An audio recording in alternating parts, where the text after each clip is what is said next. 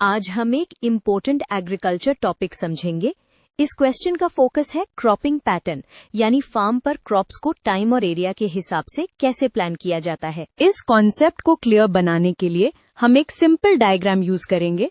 Diagram से rotation, seasons और land sharing वाली बात इंस्टेंटली क्लिक हो जाती है। सबसे पहले मीनिंग पकड़ते हैं।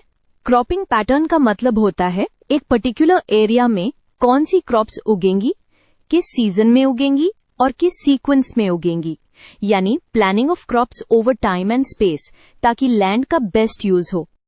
अब सोचो, हम क्रॉपिंग पैटर्न बनाते ही क्यों हैं?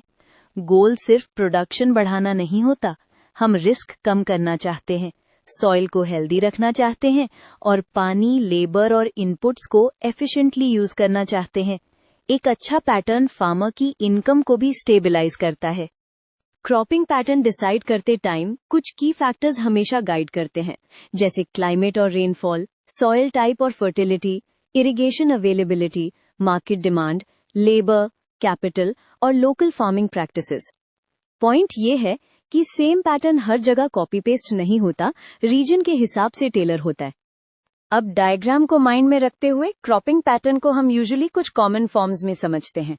पहला, क्रॉप रोटेशन। एक ही फील्ड पर सीजन्स या ईयर्स के अक्रॉस क्रॉप्स को प्लान्ड ऑर्डर में चेंज करना।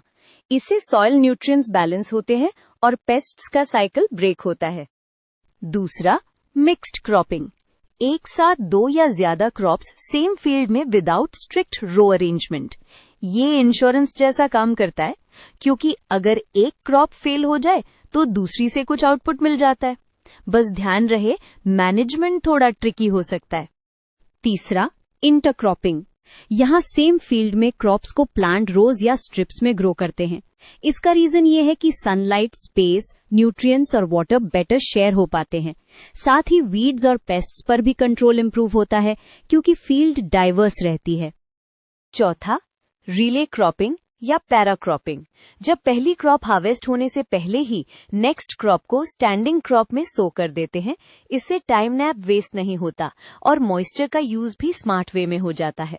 लेकिन टाइमिंग बिल्कुल सही होनी चाहिए, वरना दोनों क्रॉप्स सफर कर सकती हैं। अब थोड़े एग्जाम्पल से आइडिया और सॉलिड हो जाता है। रोटेशन में सीरियल्स के बाद लेग्यूम्स रखना कॉमन होता है, क्योंकि लेग्यूम्स सॉइल में नाइट्रोजन ऐड करते हैं। इंटरक्रॉपिंग में मेज के साथ पल्सेस या ऑयल सीड्स भी देखे जाते हैं।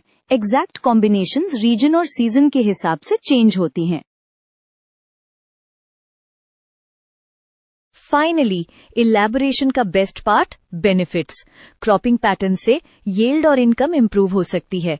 सॉइल इरोजन और न्यूट्रिएंट डिप्लीशन रिड्यूस होता है। पेस्ट डिजीज प्रेशर कम होता है और वाटर यूज एफिशिएंट होता है। एक लाइन में, good cropping pattern makes farming more productive, sustainable and less risky.